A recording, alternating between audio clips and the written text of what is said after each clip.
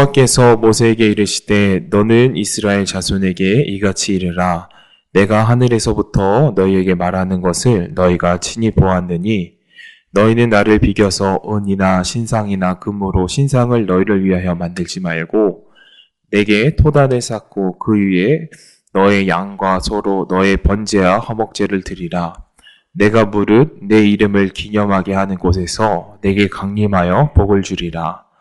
내가 내게 돌로 단을 쌓거든 다듬은 돌로 쌓지 말라. 내가 정으로 그것을 쪼면 부정하게 함이니라. 너는 층계로 내 단을 오르지 말라. 내 하체가 그 위에서 드러날까 함이니라. 25절이 중요하기 때문에 25절 한 번 더 읽도록 하겠습니다. 내가 내게 돌로 단을 쌓거든 다듬은 돌로 쌓지 말라. 내게 정으로 그것을 쪼면 부정하게 함이니라. 오늘 본문 말씀의 제목은 이제 다듬지 않은 돌이란 제목을 가지고 같이 말씀을 나눌 텐데요. 25절에 보면 하나님 앞에 제단을 쌓는데 다듬은 돌로 쌓지 말라라고 성경에 적혀져 있거든요. 이것을 중심으로 해서 성경 곳곳을 찾아보면서 다듬지 않은 돌이라는 건 무엇인가, 그리고 하나님께서 세워가시는 교회라는 것은 어떤 것인가에 대해서 같이 보도록 하겠습니다. 성경 신명기 27장 5절 말씀도 한번 보도록 하겠습니다. 똑같은 내용이거든요. 볼게요. 또 거기서 내 하나님 여호와를 위하여 단 곧 돌단을 쌓되 그것에 철기를 대지 말지니라. 제 성경 다른 번역에는 이렇게 적혀 있거든요. 곧 돌단을 쌓되 그것에 쇠 연장을 대지 말라, 다듬지 말라 이렇게 적혀 있고요. 또 다른 곳도 한번 보도록 하겠습니다. 여호수아서 8장 31절입니다. 이는 여호와의 종 모세가 이스라엘 자손에게 명한 것과 모세의 율법책에 기록한 대로 철 연장으로 다듬지 아니한 새 돌로 만든 단이라. 무리가 그 여호와께 번제와 화목제를 그 위에 드렸으며, 여기서도 보니까 다듬지 않은 제단이라는 문구가 있죠. 또 한번 보겠습니다. 출애굽기 20장 25절. 내가 내게 돌로 단을 쌓거든 다듬은 돌로 쌓지 말라. 내가 정으로 그것을 쪼면 부정하게 함이니라. 오늘 본문 말씀이죠. 성경 속에서 보면 하나님의 제단을 쌓는데 다듬은 돌을 쌓지 말라라는 문구가 오늘 보는 것과 같이 여러 장면에서 등장을 하거든요. 이것은 굉장히 중요한 멘트입니다. 왜냐하면 우리가 하나님의 제단이라고 한다면 굉장히 좋은 곳으로 만들고 멋지게 만들면 하나님도 기뻐하지 않을까라고 생각하지만 성경에서는 그렇게 하지 말라라고 이야기하거든요. 거기는 의미가 들어있는 겁니다. 이 의미를 찾기 위해서는 다듬지 않은 돌과 반대되는 개념인 벽돌에 대해서 이제 찾아봐야 되거든요. 벽돌에 대해서 찾아보도록 하겠습니다. 반대되는 거예요. 다듬지 않은 돌이 이쪽에 있다면 벽돌은 이쪽에 있는 겁니다. 한번 보겠습니다. 성경 말씀 창세기 11장 1절에서부터 이제 바벨탑 사건인데요. 먼저 기억을 해 주셔야 될 것은 다듬지 않은 돌은 누구를 상징하나? 바로 버려진 돌, 그리고 모퉁이 되시는 예수 그리스도, 우리의 반석이신 예수 그리스도를 상징한다는 것을 기억을 하시면서 이제 이 반대되는 개념으로 넘어가도록 할게요. 창세기 11장 1절입니다. 온 땅의 구음이 하나이요 언어가 하나이었더라. 이에 그들이 동방으로 옮기다가 시날 평지를 만나 거기서 거하고 서로 말하되 벽돌을 만들어 견고히 굽자 하고, 이에 벽돌로 돌을 대신하며 역청으로 진흙을 대신하고, 또 말하되 자 성과 대를 쌓아 대 꼭대기를 하늘에 닿게 하여 우리 이름을 내고 온 지면에 흩어짐을 면하자 하였더니, 이 흩어짐을 면하자 하였더니가 좀 중요한 부분이거든요. 다음 절도 쭉 이어가면서 어떤 의미들이 숨겨져 있나 살펴보겠습니다. 여호와께서 인생들의 쌓은 성과 대를 보시려고 강림하셨더라. 여호와께서 가라사대 이 무리가 한 족속이요 언어도 하나이므로 이같이 시작하였으니 이후로는 그 경영하는 일을 금지할 수 없으리로다. 자, 우리가 내려가서 거기서 그들의 언어를 혼잡하게 하여 그들로 서로 알아듣지 못하게 하자 하시고, 여호와께서 거기서 그들을 온 지면에 흩으신 고로 그들이 성 쌓기를 그쳤더라. 그러므로 그 이름을 바벨이라 하니 이는 여호와께서 거기서 온 땅의 언어를 혼잡하게 하셨음이니라. 여호와께서 거기서 그들을 온 지면에 흩으셨더라. 이 창세기 11장을 이해하기 위해서는 창세기 10장과 창세기 9장 이야기를 훑어봐야 되는데요. 이 창세기 9장과 10장의 이야기는 노아 홍수 사건의 이야기입니다. 노아 홍수 사건의 이후 남아있는 민족, 즉 노아의 후손들, 계속 이어져가는 후손들이 그 이야기를 전해 들었을 거예요. 어떤 이야기를 전해 들었을까요? 바로 인간의 죄로 인하여서 모든 심판이 있었고 물에 잠기어 죽게 되어졌다. 그 이야기를 후손들은 알고 있었단 말입니다. 그러니까 그 두려움을 가지고 무엇을 만들기 시작했을까요? 바로 바벨탑을 쌓기 시작하는 거예요. 무엇을 피하기 위하여서 이 바벨탑이 시작된 걸까요? 바로 흩어짐을 면하기 위해서 시작된 것이 바벨탑인 겁니다. 왜일까요? 우리가 물이 쏟아져 내리니까 자꾸 차오르니까 어디로 올라가야 되는 거예요? 위로 올라가야 되는 거예요. 위로. 자꾸 위로 올라가면 그들은 살 수 있다는 그런 생각 때문에 자꾸 바벨탑을 쌓아서 올라가는 겁니다. 그런데 그 바벨탑을 쌓는 재료가 무엇이었죠? 벽돌인 겁니다. 벽돌. 진흙과 역청을 섞어서 만든 벽돌이라는 거예요.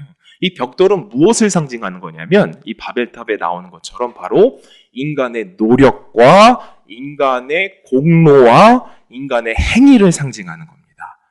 즉 자신의 구원을 이루기 위해서, 살아남기 위해서, 살기 위해서 무엇을 만들어내는 겁니까? 벽돌을 만들어내는 거예요. 그러니까 이 벽돌이라는 것은 즉 자신의 구원을 이루기 위한 도구라는 것을 기억을 하고 봅시다. 이 벽돌을 이해를 했다면 반대되는 개념인 다듬지 않은 돌에 대해서도 좀 더 자세히 이해할 수 있겠죠. 제단을 왜 쌓을까요? 제단을 왜 쌓을까요? 하나님께서 제단을 쌓으라고 하셨고 그 제단을 쌓았잖아요. 제단을 쌓는 이유는 단순합니다. 바로 우리가 무엇이 있기 때문에 제단을 쌓는 거죠?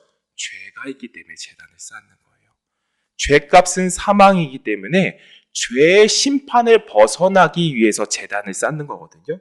우리의 죄를 씻고 회개하기 위해서 제단을 쌓는 거죠. 즉 제단이 필요함은 구원을 얻기 위함인 건데요. 볼게요. 벽돌은 자신의 힘으로 구원을 얻으려는 상징적인 물건이고 다듬지 않은 돌은 바로 내 죄를 씻음으로 구원을 얻을 수 있는 도구인 겁니다. 즉 예수와 인간의 공로와의 대결인 거죠. 그렇죠? 예수와 인간의 공로와의 대결인 겁니다. 근데 하나님께서는 너희들은 어떤 걸로 제단을 쌓으라고 이야기를 하죠? 바로 다듬지 않은 돌로 제단을 쌓아라 라고 이야기합니다. 이 제단은 더 나아가서 무엇으로 변경이 되어질까요? 바로 신약에 와서는 교회가 되어지는 거겠죠. 그렇다면 우리는 교회를 만들어가고 교회를 지어갈 때 벽돌로 쌓아야 될까요? 아니면 다듬지 않은 돌로 쌓아야 될까요? 다듬지 않은 돌로 쌓아야 되는 겁니다. 근데 다듬지 않은 돌이라는 것은 겉으로 보기에 어떤 모습일까요? 겉으로 보기에는 별로 멋있지도 않고 별로 화려해 보이지도 않는 곳이에요. 그렇습니다. 교회라는 곳은 그런 곳입니다. 사람들이 보았을 때, 야, 저 교회 멋있다, 저 교회 대단하다 할 수 있을 만한 교회는 교회가 아닐 수밖에 없어요. 왜 그렇죠?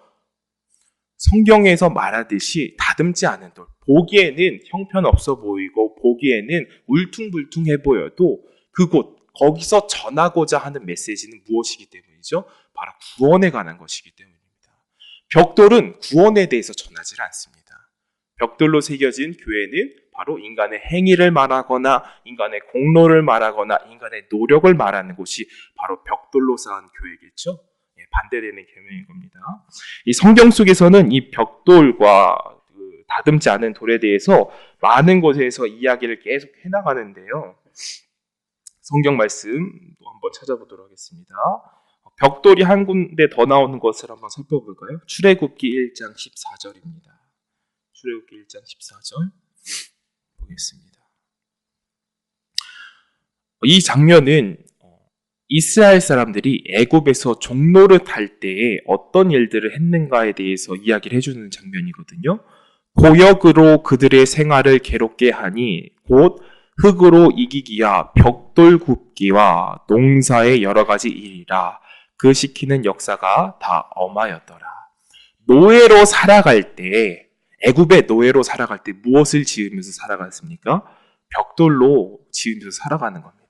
그렇습니다. 우리가 죄의 노예일 때에는 하나님을 알지 못하고 죄의 노예일 때는 무슨 인생을 살아가는 거예요? 벽돌을 만드는 인생을 살아가는 거예요. 자신의 공로, 자신의 노력, 쌓기 위한 것을 살아가는 그런 허무한 인생을 살아가는 거죠. 여기까지 잠시 정리를 했던 것을 기억을 하면서 그렇다면 우리가 세워가야 될 반석에 대해서 하나님은 우리의 반석이시고 여호와이심을 성경에서 증거하는 말씀 구절들을 몇 가지 살펴볼게요. 시편 18편 31절입니다. 시편 18편 31절 여호와 외에 누가 하나님이며 우리 하나님 외에 누가 반석이뇨? 라고 되어져 있거든요. 이 반석이라고 하면 그냥 다듬지 않은 돌과 좀 다른 돌이라고 생각할지 모르지만 이 그리스어로 보면 페트라라고 되어 있거든요. 페트라. 그 페트로스, 페트라나 페스로스라고 말을 하는데요. 페트로스는 베드로에 쓰여진 이름과 같은 이름으로 조각난 돌이란 이름이고 페트로는 큰 돌이라는 뜻이에요. 그러니까 다듬지 않은 돌이라는 뜻이에요. 그러니까 반석하면 나의 반석이신 주님 하면 반석하면 뭔가 좀 더 돌 같은데 더 뭐 대리석 같고 그런 느낌이잖아요. 그런 의미가 아닌 거예요. 그냥 반석은 그냥 큰 돌인 거거든요. 그러니까 다듬지 않은 돌과 반석 같은 의미라고 그렇게 보시면 됩니다. 우리의 반석이뇨. 이걸 기억하시면서 이제 돌에 대한 이야기들 쭉 해나갈 텐데요. 마태복음 7장 15절 말씀. 이 좀 말씀이 길거든요. 왜냐하면 이 긴 구절을 읽어야 본문의 위와 아래를 읽어야 어떤 이야기를 하려고 하는지를 좀 더 깊이 이해할 수 있기 때문에 15절서부터 30절까지 보도록 하겠습니다. 거짓 선지자들을 삼가라. 양의 옷을 입고 너희에게 나아오나 속에는 노략질하는 일이라. 그의 열매로 그들을 알지니 가시나무에서 포도를 또는 엉겅퀴에서 무화과를 따겠느냐. 이와 같이 좋은 나무마다 아름다운 열매를 맺고 못된 나무가 나쁜 열매를 맺나니 좋은 나무가 나쁜 열매를 맺을 수 없고 못된 나무가 아름다운 열매를 맺을 수 없느니라. 아름다운 열매를 맺지 아니하는 나무마다 찍혀 불에 던지우니니라. 이러므로 그의 열매로 그들을 알리라. 나더러 주여 주여 하는 자마다 천국에 다 들어갈 것이 아니요 다만 하늘에 계신 내 아버지의 뜻대로 행하는 자라야 들어가니라. 그날에 많은 사람이 나더러 이르되 주여 주여 우리가 주의 이름으로 선지자 노릇하며 주의 이름으로 귀신을 쫓아내며 주의 이름으로 많은 권능을 행치 아니하였나이까 하니니 그때에 내가 저희에게 밝히 말하되 내가 너희를 도무지 알지 못하니 불법을 행하는 자들아 내게서 떠나가라 하리라. 그러므로 누구든지 나의 이 말을 듣고 행하는 자는 그 집을 반석 위에 지은 지혜로운 사람이라. 24절 한 번만 더 읽어볼게요. 그러므로 누구든지 나의 이 말을 듣고 행하는 자는 그 집을 반석 위에 지은 지혜로운 사람 같으니라. 여기서 함정이 있어요. 어떤 함정이 있냐면 이 말을 듣고 행하는 자가 반석 위에 지은 집을 세운다라는 문구가 있거든요. 이것이 함정이라는 것을 기억하고 끝까지 읽은 다음에 다시 돌아오겠습니다. 비가 내리고 창수가 나고 바람이 불어 그 집에 부딪히되 무너지지 아니하나니 이는 주초를 반석 위에 놓은 연고요. 나의 이 말을 듣고 행치 아니하는 자는 그 집을 모래 위에 지은 어리석은 사람 같으니리. 비가 내리고 창수가 나고 바람이 불어 그 집에 부딪힘에 무너져 그 무너짐을 심하니라. 예수께서 이 말씀을 마치심에 무리들이 그 가르침에 놀래니 이는 그 가르치시는 것이 권세 있는 자 같고 저희 서기관들과 같이 아니함일러라. 29절이 이 말씀을 푸는 키입니다. 29절이. 이 29절 서기관들과 같이 아니함일러라. 이게 말씀을 푸는 이제 키거든요. 왜냐하면 이 성경 말씀 이 내용은 어떤 내용이냐면 반석 위에 지은 집은 창수가 불고 바람이 불고 물이 넘쳐도 무너지지 않지만 모래 위에 지은 집은 무너져 내리는 집이다. 그러니 너희들 말씀을 듣고 행하라. 그러면 하나님 예수 그리스도의 말씀을 듣고 행하면 반석 위에 세우는 집과 같이 될 거다라는 멘트가 있거든요. 그렇다면 뭘 행해야 되는가에 대해서 우리는 궁금해야 한단 말입니다. 그렇다면 대부분 어디로 갈까요? 우리는 율법으로 가게 되어져 있어요. 하나님의 율법을 지키고 행하면 우리가 단단한 교회를 세우고 내 믿음을 굳건히 세울 수 있을 거야 라고 생각하지만 이 왜 서기관들과 같이 아니할미러라가 키가 되냐면 이걸 제가 잘 전해야 되거든요. 볼게요. 이는 가르치시는 것이 권세 있는 자와 같고 저희 서기관들과 같이 아니함이러라. 이 말은 뭐냐면 서기관들은 뭘 전하는 사람이었냐면 율법을 전하는 사람들이었어요. 율법. 그러니까 율법을 맹종하고 율법을 열심히 지켜야 된다고 가르치는 사람들이 누구다? 서기관인 거예요. 그런데 서기관 같지 않게 전했다라는 거예요. 누가? 예수님이. 이해되시죠? 그러니까 예수님이 전한 말씀은 서기관과 다른 이야기를 하고 있다는 것을 여기서 보여주는 겁니다. 율법과 다른 이야기를 하고 있다는 거예요. 그러니까 너희들 반석 위에 집을 세우려면 율법을 지켜야 돼 이 말이 아니라 서기관 같은 말이 아니라 뭘 해야 된다라는 거예요. 내 말을 믿으라는 겁니다. 예수님이 하고자 하는 말은. 그것이 행하는 것이다. 내 말을 믿는 것이 행하는 것이다 라고 말하는 문구가 바로 이 문구인 거예요. 그렇다면 우리가 다듬지 않는 돌로 하나님의 나라를 세우고 하나님의 교회를 세우는 것이 어떤 일이라는 거예요? 교회에 와서 하나님 말씀을 믿는 일이라는 겁니다. 벽돌을 세우는 율법을 세우는 일이 아니라 우리의 행위와 공로를 의지하는 일이 아니라 하나님의 말씀, 예수님만 믿고 의지함으로써 서 있는 이 곳이 바로 다듬지 않고 창수가 불어도 넘어지지 않는 교회라는 것이에요. 어렵지 않게 설명이 되어졌는지 모르겠지만 여기서 보면 그리고 또한 말씀 한 구절을 더 보고 이 문구에 대해서 좀 더 깊이 나눌 텐데요.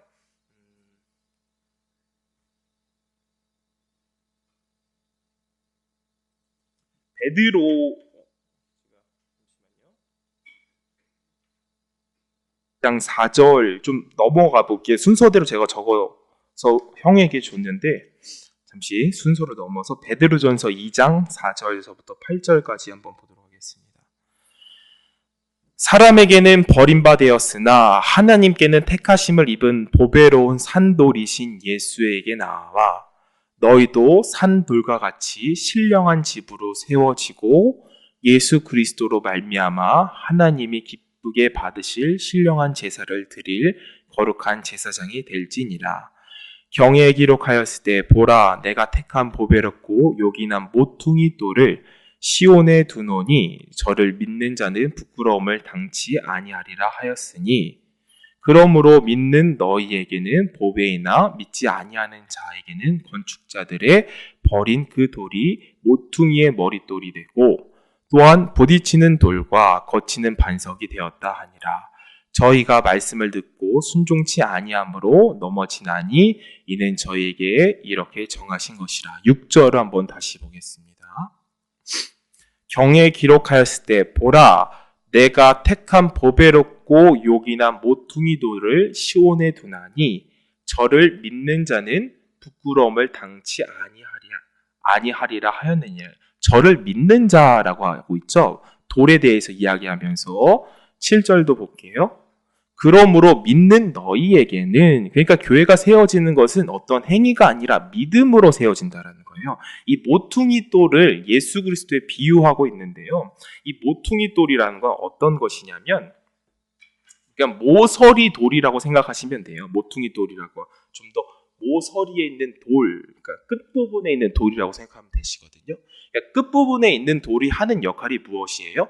연결해 주는 거예요. 이쪽 벽과 저쪽 벽을 연결을 해주는 거죠. 그러니까 성도와 성도가 연합하게 하고 하나님과 성도가 연합하게 하고 이방인과 유대인이 연합하게 하고 하는 모퉁이 돌이 대신 예수라는 거예요. 이 말은 즉. 그러니까 예수님께서 우리의 모퉁이 돌도 되어주시고 반석도 주초도 되어주심으로써 예수 그리스도가 교회의 중심이시고 우리를 만들어 간다라는 거지 우리가 교회를 만들어 간다라는 것이 아니라는 거죠. 모퉁이 돌도 예수시고 머릿돌도 예수시고 반석도 예수신데 여기서 더 중요한 것은 뭐냐면 예수님께서는 베드로를 보시며 너는 게바라 라고 이름을 정해주시죠. 게바가 페트로스거든요. 페트로스라는 뜻은 바로 작은 돌이란 조각돌이라는 거예요. 조각돌. 그러니까 큰 돌. 베드로 반석 이렇게 생각하시면 안 되고 그리스어에는 남성형과 여성형이 있는데 베드로에게 너는 게바, 너는 반석이다 말은 그 반석의 의미는 너는 조각돌이다 이런 뜻이고 반석이신 예수는 페트로로 큰 돌을 의미하거든요. 그러니까 다른 개념이에요. 베드로에게 말한 돌과 예수를 비유하는 돌은 다른 돌인 겁니다. 그러니까 베드로에게 너는 조각돌이다 하는 것이 무엇이냐면 조각돌이 모여져서 어떻게 되는 거예요? 교회를 이루는 거예요. 그러니까 우리들이 조각돌 같은 우리가 예수님이 모퉁이 돌이 되시고 반석이 되어주셔서 이렇게 조각조각 난 돌들이 모여져가지고 하나님의 제단을 쌓는 겁니다. 그것이 바로 교회라는 것이죠. 그런데 그 모퉁이 돌도 머릿돌도 반석도 누가 되어주신다? 예수가 되어주신다. 우리는 그분이 부르셨기 때문에 하나님의 공동체로서 이렇게 있는 것이지 우리가 만들어가는 것이 아니었다라는 것을 발견하게 되어지죠. 그렇습니다. 그런데 이 반석이 하는 역할이 굉장히 많은데요. 마태복음 16장 18절을 한번 보면서 이것 한번 또 짚고 넘어가 볼까요? 예수께서 가야사라 빌립보 지방에 이르시되 제자들에게 물어 가랐을 때 사람들이 인자를 누구라 하느냐? 가로되 더러는 세례 요한, 더러는 엘리야, 어떤 이는 예레미야나 선지자 중 하나라 하나이다. 가랐을 때 너희는 나를 누구라 하느냐? 시몬 베드로가 대답하여 가로되 주는 그리스도시요 살아계신 하나님의 아들이시니이다. 예수께서 대답하되 가라사대 때 바요나 시모나 내가 복이 있도다. 이를 내가 알게 한 이는 혈육이 아니요 하늘에 계신 내 아버지시니이다. 또 내가 내게 이르르니 너를 베드로라. 여기서 말하는 베드로는 아까 그 게바 페트로스를 말하는 거죠. 내가 이 반석 위에, 이 반석은 누구를 말하는 거예요? 내가 이 반석 위에 예수를 말하는 다른 반석인 거예요. 이 예수 위에, 그러니까 예수로 바꿔보겠습니다. 내가 이 예수 위에 내 교회를 세우리니, 그러니까 베드로라라고 말한 건 작은 돌들이라 그랬죠. 이 반석, 예수 위에 작은 돌들이 모여서 교회를 세울 거다라는 거예요. 베드로와 같은 너희들이 모여서 세우리니 음부의 권세가 이기지 못하리라. 그런데 베드로가 어떤 고백을 했을 때 이렇게 예수님께서 말씀하셨죠? 전 구절과 전 구절로 넘어가 볼까요? 16절이었나요? 예, 16절 맞네요. 베드로가 대답하여 가로되 주는 그리스도시요 살아계신 하나님의 아들이시나이다. 그러니까 예수님이 하나님이시고 우리 그리스도 구세주다. 이 고백을 알게 되었을 때 그 예수 그리스도가 교회임을 알게 되었을 때 그것이 반석되어지고 교회가 되어졌다라는 것을 이야기하고 있습니다. 성경 속에서는 이 돌들에 관한 이야기들이 좀 더 많이 찾아볼 수 있는데요. 한번 더 넘어가서 찾아보도록 하겠습니다.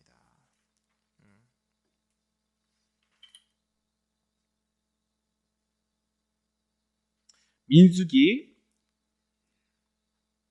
20장 11절. 그 손을 들어 그 지팡이로 반석을 2번 치매 물이 많아 솟아나오므로 회중과 그들의 짐승이 마시니라. 이 민수기 20장은 항상 그래왔듯이 이스라엘 사람들이 광야에서 목을 말라서 모세에게 요구를 했을 때의 사건입니다. 목이 너무 말라서 광야니까 타는 목마름이 있었겠죠. 목마름 때문에 죽어가고 있는 이스라엘 백성들에게 반석은 무엇을 내어주었습니까? 생수를 내어주었습니다. 근데 반석이 생수를 내어줄 때 어떤 일을 했죠? 부서지는 일을 했단 말입니다. 반석은 깨어졌잖아요. 자신의 몸을 깨물어서 생수를 내어주었죠. 근데 이 성경의 비유가 신약 성경에서 해석이 되어지잖아요. 어떻게 해석이 되어지죠? 고린도전서 10장 4절 보겠습니다. 다 같은 신령한 음료를 마셨으니 이는 저희를 따르는 신령한 반석으로부터 마셨음에 그 반석은 곧 그리스도시니라. 그러니까 민수기에서 나오는 그 반석이 예수다. 너희들이 마신 그 신령한 물이 예수로부터 나오는 물이다. 그렇다면 진짜 예수님은 언제 물을 내어주셨죠? 십자가에 달려 돌아가실 때 창에 찔리심으로써 물과 피를 다 쏟으시는 거죠. 그러니까 물이 왜 필요한 걸까요? 이스라엘 사람들. 그냥 단순히 목마름을 해결하기 위해서? 그것도 있겠지만 더욱더 나아가서는 우리의 무엇을 씻기 위함이죠? 죄를 씻기 위함인 겁니다. 돌은 재미있게도 죄 씻는 역할을 참 많이 해주었어요. 무엇을 해주었죠? 제단을 쌓아서 동물을 죽여서 죄를 씻어주기도 하고, 돌이 깨어짐으로써 물을 내어주면서 우리에게 목마름을 해결해주고 더러운 손을 씻고 몸을 씻는 역할을 해주기도 하고, 참 많은 일들을 하죠. 또 성경 속에서 이 돌 이야기 또 하나가 나오는데요. 이 사무엘상 17장 반석을 여러분들이 개념을 가지고 두셔야 하는 게 버려진 돌이에요. 길가에 많이 보여지는 그 돌을 생각을 하시면서 보셔야 돼요. 다들 알고 있는 너무나도 재미있는 성경의 이야기입니다.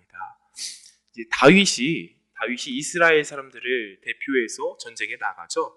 저기서 멀리 보니까 블레셋 장군이 있는 겁니다. 골리앗이 있는 거예요. 근데 다윗이 무엇을 가지고 나아갑니까?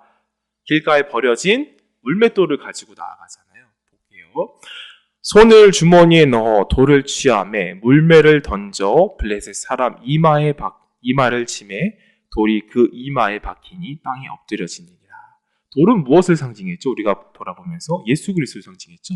예수 그리스도가 누구를 넘어뜨리는 겁니까? 블레셋을 넘어뜨렸지만, 골리앗을 넘어뜨렸지만 더 나아가서 누굴 넘어뜨리는 거예요? 사단의 세력을 넘어뜨리는 거죠. 이렇듯 버려진 돌은 많은 역할들을 해내고 있습니다. 사단의 일을 멸해주기도 하고, 우리의 죄를 씻어주는 제단이 되어주기도 하고, 우리에게 물을 내어주기도 하고, 많은 역할들을 해주고 있죠. 또 한 구절 더 찾아보겠습니다. 여호수아 4장 7절입니다.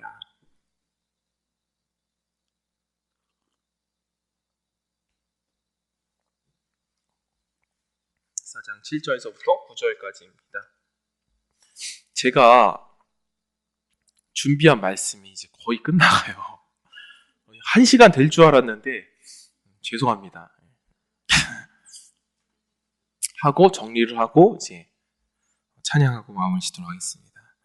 여호수아 4장 7절에서부터 9절까지. 그들에게 이르기를 요단의 물이 여호와의 언약궤 앞에서 끊어졌나니 곧 언약궤가 요단을 건널 때에 요단물이 끊어졌으므로 이 돌들이 이스라엘 자손의 영영한 기념이 되리라 하라. 이스라엘 자손들이 여호수아의 명한대로 행하되 여호와께서 여호수아에게 이르신 대로 이스라엘 자손들의 지파 수를 따라 요단 가운데서 돌 12를 취하여 자기들의 유숙할 곳으로 가져다가 거기 두었더라. 여호수아가 또 요단 가운데 곧 언약궤를 맨 제사장들의 발이 선 곳에 돌 12를 세웠더니 오늘날까지 거기 있더라. 아멘. 이제 모세가 죽고 난 뒤 여호수아를 따라서 가나안 땅으로 나아가는 겁니다. 이 시딤이라는 지역이 있어요. 시딤이 여기 있으면 그 가운데 요단강이 있거든요. 요단강을 건너면 이제 가나안 땅으로 들어가는 거예요. 가나안 땅의 그 넓은 땅으로 들어가는 건데, 이 시딤에서 요단을 건너기 전에 너희들 돌 12개를 취하라는 거예요. 각 지파마다. 그 12돌에다가 무엇을 새기는 거예요? 이름을 새기는 겁니다. 이름. 그리고 이제 요단강을 건너기 시작하는데 하나님의 번제단, 법궤가 앞서 나가니까 그 물이 어떻게 됐어요? 물이 갈라지게 되죠. 이 갈라진 상태에서 제사장들이 물 가운데 서 있는 겁니다. 물 가운데 서 있는 거예요. 그리고 12지파 사람들이 이 자기 이름, 지파의 이름을 적은 돌들을 어디다 잠그는 거죠? 요단강에다가 잠그는 거예요. 요단강에다. 그리고 난 다음에 이제 다 같이 들어가는 겁니다. 여기에는 의미가 있어요. 이름을 적고 물에 잠근다라는 건 의미가 있거든요. 무엇을 의미할까요? 단순히 우리 기념하는 거야 이런 의미보다는 더 나아가서는 바로 죽음에 대한 의미입니다. 성경에서 물에 잠긴다라는 것은 대부분 죽음을 상징을 하거든요. 그 대표적인 예로 세례가 있을 거예요. 세례는 무엇을 상징하는 겁니까? 내가 죽는다, 깨어진다, 쪼개진다라는 의미가 있죠. 그것은 어디로부터 출발을 하는 거예요? 과거 노아 홍수 때로부터 시작이 되어지는 겁니다. 왜? 노아 홍수 때 어떤 사건을 보았죠? 죄인들은 다 죽는 거구나 하는 걸 보았습니다.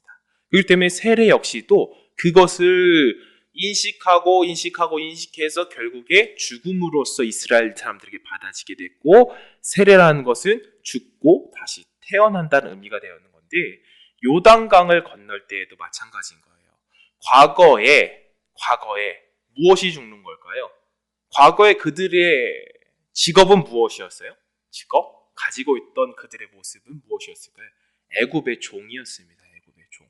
애굽의 종. 노예였어요. 근데 노예였던 내가 이 돌에 이름을 새겨서 죽고 다시 새로 태어남으로써 어느 땅으로 진격해 나간다라는 거예요. 가나안 땅, 하나님이 약속하신 땅으로 간다는 거거든요. 근데 돌이 누구라고 저희가 이렇게 쭉 이야기하면서 배워나왔죠? 바로 예수라고 배워나왔습니다. 예수 그리스도와 함께 내가 어디에 죽는 거예요? 물에 잠기는 거예요. 예수 그리스도와 함께 물에 잠겼다가 그곳에서 새롭게 태어나는 겁니다. 새롭게 태어난 자가 어디로 가는 거죠? 바로 하나님이 약속하신 땅으로 들어가는 것을 상징을 하는 거거든요. 그렇습니다. 우리는 죄를 가지고 앞으로 나아갈 수가 없는 거예요. 하나님의 약속의 땅으로. 그렇기 때문에 돌과 함께 잠기는 건데요. 예수님은 성경 속에서 신약 성경을 통해서 이렇게 이야기했어요. 세례를 받음으로 예수 그리스도가 십자가에서 세례를 받았다라고 표현을 하거든요. 십자가에서 세례를 받았다라고 표현을 하는데 그 말씀 구조를 제가 찾아오진 못했어요. 기억이 안 나서. 그렇듯 비유하는 것이 무엇입니까? 예수와 함께 우리가 십자가에서 죽음으로 내 이름이 새겨지고 이제 그 죽어짐에 따라서 새롭게 태어나서 하나님의 약속의 땅에 들어갈 자가 되어졌다라는 걸 보여주는 비유도 역시 돌을 사용해서 쓰였습니다. 성경에는 이렇게 돌들에 관한 이야기들이 굉장히 많이 나오는데요. 우리가 세워가는 교회라는 것은 겉으로 보기에는 화려해 보이지 않을지 몰라요. 왜냐하면 복음을 전하고 그리스도만을 전하기 때문에 어떤 활동을 잘 하진 않잖아요. 맞죠? 말씀 전하는 데만 이제 전무하고 있으니까. 남들처럼 이제 벽돌을 쌓거나 우리의 공로를 쌓거나 어떤 노력에 대해서 이야기를 하지 않습니다. 그렇지만 이 다듬지 않은 돌이 역청을 바르지 않고 진흙을 바르지 않는 돌은 창수가 불어와도 물이 넘쳐도 넘어지지 않는 겁니다. 그리고 바벨탑의 사건을 기억을 해보면 재밌는 것은 바벨탑을 쌓은 사람들은 언어가 원래는 어떠했어요? 하나였어요. 그런데 하나님께서 그 언어를 막아버리시고 흩어버리시는 겁니다. 흩어버리시는 거예요. 왜 흩어버릴까요? 너희들 이거에 대해서 이야기를 하지 말라는 거예요. 이런 이야기에 대해서 하지 말라는 거예요. 뭐에 대해서 이야기하지 말라는 거예요? 너희들 공로, 너희들 노력, 너희들 자격에 대해서 이야기하지 말라는 거예요. 그런데 재밌게도 불구하고 예수 그리스도의 복음이 전파될 때 언어가 어떻게 됐죠? 언어가 어떻게 됐어요? 하나로 모였죠? 방언이 터지는 겁니다. 방언을 하고 서로가 서로에 대해서 나라의 말을 알아듣고. 이 말은 무엇입니까? 예수 그리스도의 복음은 전파되어져야 되고 너희들 노력, 너희들 공로는 어떻게 되어져야 된다는 거예요? 언어가 흩어져 버려야 된다는 거예요. 그렇습니다. 우리가 전하고자 하는 복음은 전파되어져야 될 복음이에요. 그렇겠죠? 정리를 해봅니다. 우리가 이제 성경 속에서 나오는 돌들의 이야기를 하면서 여러 가지 본문을 살펴보았는데요. 성경 속에서는 다듬지 않은 돌을 가지고 제단을 쌓으라고 이야기를 했습니다. 그 다듬지 않은 돌은 바로 반석이신 예수 그리스도를 상징하는 것이었고 예수 그리스도만이 우리에게 무엇을 준다? 구원을 준다는 것을 보았습니다. 반대되는 개념인 벽돌도 살펴보았는데요. 벽돌은 무엇을 상징한다? 노력과 공로와 자신의 행위를 상징한다. 그런데 그 행위를 상징하는 벽돌은 어떻게 되었다? 결국에 무너지고 말았다. 흩어져 버리고 말았다라는 것을 보았고요. 그리고 또한 예수님께서 비유하신 것 서기관들과 같지 아니함이러라. 이거 꼭 기억해 두셨으면 좋겠어요. 서기관과 같지 않다는 건 뭐예요? 율법과 다르다는 거예요. 율법과 다르다는 것. 율법과 다른 것을 전하는데 그것이 반석 위에 세운 집이다라는 거죠. 그건 무엇입니까? 예수 그리스도를 믿는 믿음이 우리로 하여금 반석 위에 세운 집인데 그 반석 위에 세운 집이신 그 반석은 어떤 역할을 했다? 머릿돌도 되고 주초도 되고 모퉁이돌도 되어주어서 우리들을 모으시고 페트로스와 같은 작은 돌들을 모으셔서 교회를 만들어 가셨다라는 것을 살펴보았습니다. 여기까지 마무리 짓고 기도하고 찬양하고 기도하는 시간 갖도록 하겠습니다. 기도하겠습니다.